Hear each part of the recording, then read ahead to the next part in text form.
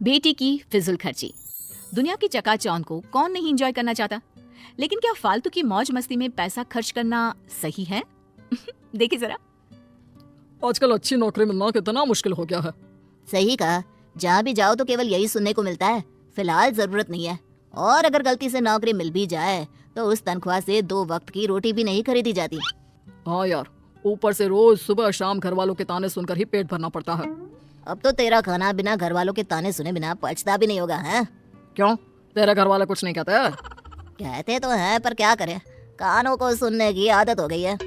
अच्छा, तुम्हें एक जरूरी चीज बताना तो भूल ही गया। कल ना मुझे कमल का फोन आया था। कौन कमल? जो उस मोटे सेठ के दफ्तर में काम करता है?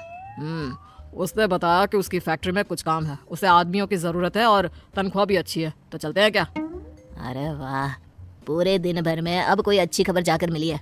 अगर मैं अपने घर वालों को बताऊंगा तो वो लोग खुशी से झूम उठेंगे। तो फिर देर किस बात की, चलो सुनाते हैं घर वालों को ये खुशखबरी।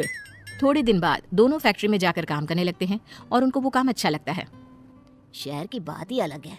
ये चमचमाती हुई सड़कें, गाड़ियों का शोर, आंखें खोल देने वाले नज़ारे। शहर की इसी चकाचौंध में लोग अक्सर फंस जाते हैं मेरे दोस्त, तुम ये मत करना। क्यों, शहरों में क्या खराबी है? हमारी सारी जरूरतों का सामान यहीं मौजूद है और मैं तो खूब पैसे कमाऊंगा और यहीं एक अच्छा सा घर देखकर अपने परिवार के साथ बस भी जाऊंगा। और उसके लिए मेरे दोस्त हमें बहुत सारे पैसे कमाने होंगे, और पैसे कमाने के लिए हमें मुंह कम हाथ ज्यादा चलाने होंगे। ऐसे ही काम करते करते 2-3 महीने बीत जाते हैं। काम करते करते पता ही नहीं चला कब 3 महीने बीत गए। अब तो घर वालों की बहुत याद आती है। बहुत सही कहा, कल माँ से बात हुई तो माँ भी यही पूछ रही थी, घर कब आ रहा है? क्यों ना हम 4-5 दिन की छुट्टी लेकर गाँव हुआ है। और हाँ, उससे पहले एक दिन बाजार जाकर घर के लिए कुछ सामान ले आएंगे। गांव में तो आधा सामान मिलता है, आधा नहीं। और मैंने सुना है शहर के बाजार बहुत बड़े और सुंदर होते हैं, वहाँ तरह तरह की दुकानें होती हैं। ठीक है, कल छुट्टी की अर्जी देने के बाद बाजार चलेंगे। अगले दिन बाजार में, अरे वो देखो, कितनी सारी दुकानें, कितना सामान, कितनी बड़ी बड़ी दुकानें। अरे देखो तो कितना सुंदर लग रहा है।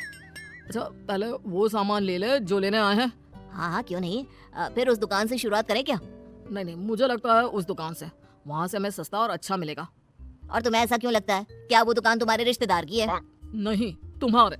अरे दिमाग के पैदल इंसान, क्योंकि वहाँ पर ज्यादा भीड़ है और दुकान में डिस्काउंट का ऑफर चल रहा है।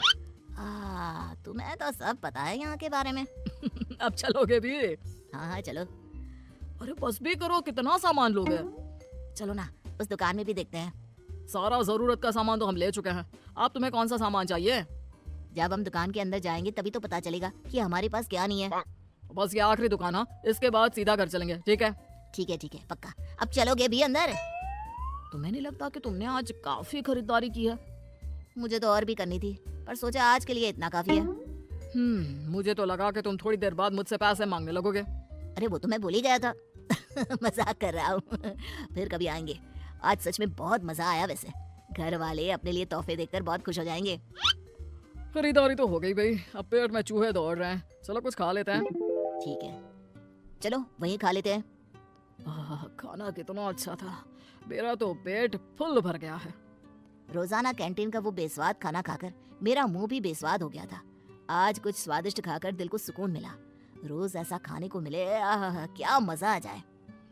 कैंटीन का खाना तो ठीक ही होता है, हाँ आज का खाना उससे ज्यादा स्वादिष्ट था, मानना पड़ेगा। उस दिन से सुरेश कई बार बाजार जाता खरीदारी के लिए और साथ साथ बाहर से ही खाना खाकर आता। सुरेश, तू कल शाम को कैंटीन में खाने को नहीं आया, मैंने बहुत देर तक तेरा इंतजार किया। फिर किसी ने कहा कि तू बाजार गया है। अभी कुछ दिन पहले ही तो तू बाजार गया था, कल फिर से क्यों गया? अरे कुछ दिन पहले जब मैं बाजार गया था ना, तो वहाँ एक बहुत बढ़िया जूते देखे थे, पर मैं ले नहीं पाया। और अब जब तनख्वाह आ गई तो कल ही मैंने वो जूते खरीद लिए। देख, आज मैं पहन कर भी आया हूँ।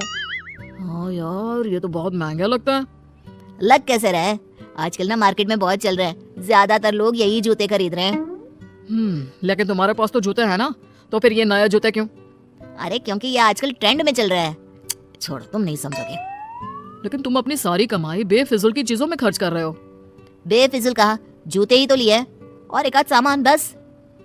कुछ दिनों बाद, अरे वहाँ के छोले पूरी इतने अच्छे थे, इतने अच्छे थे, क्या बताओ सच में। क्या बता रहे हो, जरा हमें भी बताओ। कल ना मैं बाजार गया हुआ था, वहाँ मैंने छोले पूरे खाई, बहुत ज्यादा स्वादिष्ट थे। तू कल फिर बाजार गया था?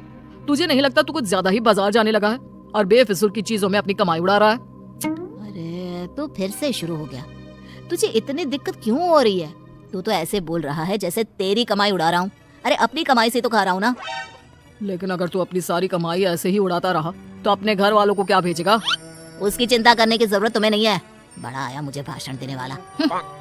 इसके बाद से सुरेश राम से दूर रहने लगा। कुछ महीनों बाद दोनों अपने घर जाते हैं। अरे तुमने सविता का घर देखा? उसने कितना शानदार घर बनवाया है। हाँ, मैंने देखा। जैसा मकान शहरों में देखने को मिलता है ना। मैंने सुना है उसका बेटा राम शहर में नौकरी करता है, उसी की वजह से वहाँ एक पक्का मकान बनवा पाए। अब हर किसी की किस्मत सविता की तरह थोड़ी ना है। इतना मेहनती बेटा, नहीं तो काम तो सुरेश भी वही करता है। पर क्या करे, उसने अपनी सारी कमाई फिजूल की चीजों में खर्च कर दी। दूर से सुरेश सब बातें सुन रहा होता है। काश मैंने तब राम की बात मान ली होती तो आज ये सब सुनना नहीं पड़ता। अब पछताने से क्या फायदा दोस्त, तुम अपना पैसा फिजूल चीजों में बहा चुके हो।